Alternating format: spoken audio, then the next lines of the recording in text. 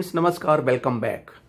Friends, जो retirees हैं उनके पेंशन का अपडेशन का रिवीजन की बात बहुत दिनों से चल रही है, लेकिन अभी ऐसा कोई कॉन्क्रीट रेजोल्यूशन नहीं आया। जब से आपको याद होगा कि 30 अक्टूबर को वित्त मंत्री ने जब ये बातें अपने एक बिजनेस लाइन मैगजीन के इंटरव्यू में कहा था, उसके बाद उन्होंने फिर 10 नवंबर को जब एजीएम था आईबा का, 73rd एजीएम ऑफ आईबा की मीटिंग में उन्होंने कहा था कि हमें रिटायरीज के ग्रीवांसेस को सुनना होगा और जो भी हो सकता है उसके लिए हमें कार्रवाई करनी होगी। और इस संबंध में उन्होंने आईबा के चेयरमैन और स्टेट बैंक ऑफ इंडिया के चेयरमैन से भी बात की थी।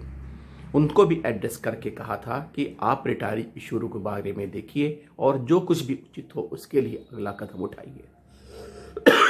फ्रेंड्स, इस बारे में स्टेट बैंक के मैनेजमेंट ने अभी एक नया इनिशिएटिव शुरू किया। They have dialogue with their retiree association, federation of State Bank of India pensioner association से उन्होंने एक मीटिंग की और उस मीटिंग फ्रूटफुल रहा।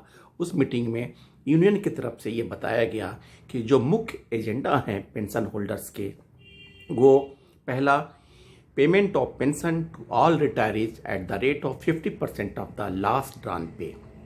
दूसरा, rectification of anomalies in the fixation of the pension of all who retired between 1987 and 2002।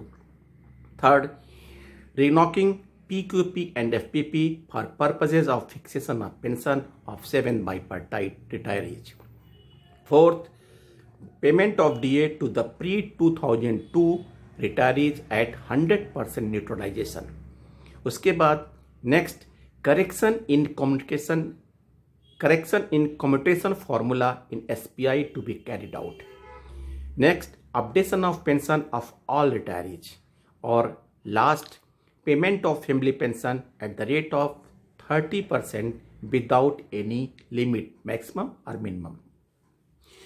Friends, इस बारे में कहना ये होगा कि ये जब सारे मुद्दे चेयरमैन स्टेट बैंक ने ध्यान से सुना और उन्होंने अपने एड्रेस में कहा कि we are putting across our views point to the government of India with the view to get things are principle of equity in terms of effort. There is a low let up. We will certainly intensify our efforts going forward.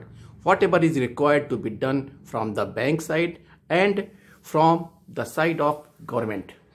उन्होंने ये clear किया कि ये मुद्दे बहुत ही sensitive हैं और पिछले 20 से 25 साल तक पेंडिंग हैं और इसको टेकअप करने के लिए अगर गवर्नमेंट से जो भी बन पड़ेगा गवर्नमेंट की तरफ से अथवा बैंक यानी स्टेट बैंक ऑफ इंडिया की तरफ से जो भी मैनेजमेंट की तरफ से डिसीजन लेने हैं वो लिए जाएंगे।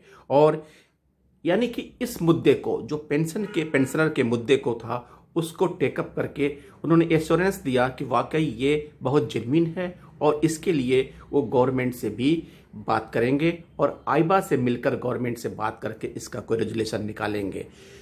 The CDO assured the federation that as head of HR, he is committed to do for pensioner all those things which are in the bank's control. He added that the chairman is keen on extending help to pensioners on whatever is within the control of the bank and his department is working towards improving the life of pensioners.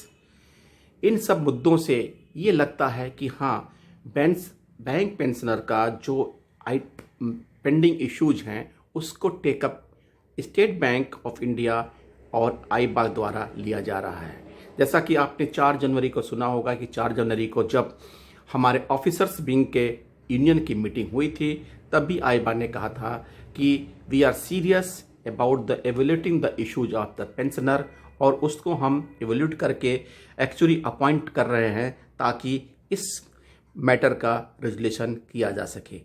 Friends, ऐसे में लगता है ये hopeful लग रहा है कि हो सकता है कि बैंक रिटायरीज का मुद्दा शीघ्र सॉल्व हो, लेकिन केवल सोशल मीडिया से बातों से नहीं बल्कि कुछ कॉन्क्रीट करने से ये प्रॉब्लम रिजॉल्व होगी।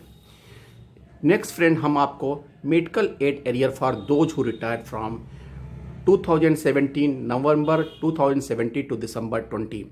ऑफिसर स्केल 1 to 3 अगर न्यू जो रेट था ओल्ड रेट था 10,000 8,000 और नया रेट है 10,300। इसके हिसाब से जो रिटायर्ड 17 में हुए हैं 2017 में हुए हैं उनको 383 रुपीज़ मिलेगा। जो रिटायर इन 18 में हुए हैं उनको 383 प्लस 2,300। जो रिटायर्ड हुए हैं 2019 में उनको 383 प्लस 2,300 प्लस 2,300 मिलेंगे। और जो 2020 में रिटायर हुए हैं उनको 383 प्लस 2,300 प्लस 2,300 प्लस 2,300 ये अमाउंट उनको मिलेंगे जो आपको क्लेम करने होंगे। ऑफिसर स्केल 4 and 5 में न्यू और ओल्ड के हिसाब से न्यू रेट 12,300, ओल्ड रेट 9,050 है। अगर जो 17 में रिटायर्ड हुए हैं उनको 541 रुपीज़ मिलेंगे। जो 18 में रिटायर हुए हैं उन्हें 541 प्लस 3,250 जो डिफरेंस अमाउंट है। और अगर जो 19 में रिटायर हुए हैं उनको 541 डिफरेंस अमाउंट और प्लस 3,250 प्लस 3,250 2,000 साल का वो मिलेगा। और अगर लोग जो 2020 में रिटायर हुए हैं उन्हें 541 प्लस 3,250 प्लस 3,250 प्लस 3,250 यानी कि 3 साल 3,250 का और एक ईयर 17 के लिए 541 रुपीज़ मिलेगा। फ्रेंड्स, इसमें अगर क्लर्क्स एंड सब स्टाफ हैं तो क्लर्क का न्यू और ओल्ड में उनका जो न्यू रिवाइज मेडिकल एड है वो 2,355 और पुराना जो है वो 2,200 यानी 2,200 रुपये। तो फ्रेंड्स, उनको अगर जो 17 में रिटायर हुआ है उनको 1,225 रुपीज़ मिलेंगे। जो 18 में रिटायर हुआ है उनको 25 प्लस 155 रुपीज़। जो 19 में रिटायर हुए हैं उन्हें 25 रुपीज़ प्लस 155 प्लस 155। जो 2020 में रिटायर हुए हैं उनको 25 रुपीज़ प्लस 155 प्लस 155 प्लस 155 ये रुपीज़ उनको मिलेंगे। और फ्रेंड्स, ये रुपए उनको मतलब कहना नहीं चाहिए कि सभी जो अपनी वर्कमैन के स्टाफ का जो मेडिकल एड है वो बहुत ही कम इम्प्रूवमेंट हुआ है और केवल 155 रुपये का डिफरेंस। लेकिन आपको जो भी बढ़े हुए अमाउंट है वो आप क्लेम कर लें। और अब बैंकों में ये क्लेम करने के लिए परमिशन कुछ बैंकों में आ गया है। आप क्लेम कर सकते अमाउंट क्लेम कर सकते हैं और अपने अकाउंट में क्रेडिट करवा सकते हैं। इसके अलावा वर्कमैन स्टाफ के लिए LTC के बारे में यानी LFC के बारे में बात करते हैं। जो हमारे वर्कमैन स्टाफ हैं वो उनको एक ऑप्शन 2 इयर्स और 4 इयर्स का है। उन्हें मिलेगा आप 90 डेज़ का यानी एग्रीमेंट साइन होने के 90 डेज़ तक ये ऑप्शन देने का मौका मिलेगा 90 डेज़ में कि आप 2 इयर्स ब्लॉक लेंगे या 4 इयर्स ब्लॉक लेंगे। अगर आप 2 इयर्स ब्लॉक लेते हैं तो आपको जो सब स्टाफ हैं उनको 2600 किलोमीटर एक तरफ के वन वे और जो हमारे वर्कमैन स्टाफ यानी क्लरिकल कैडर में हैं उनको 2200 किलोमीटर वन वे के हिसाब से मिलेगा।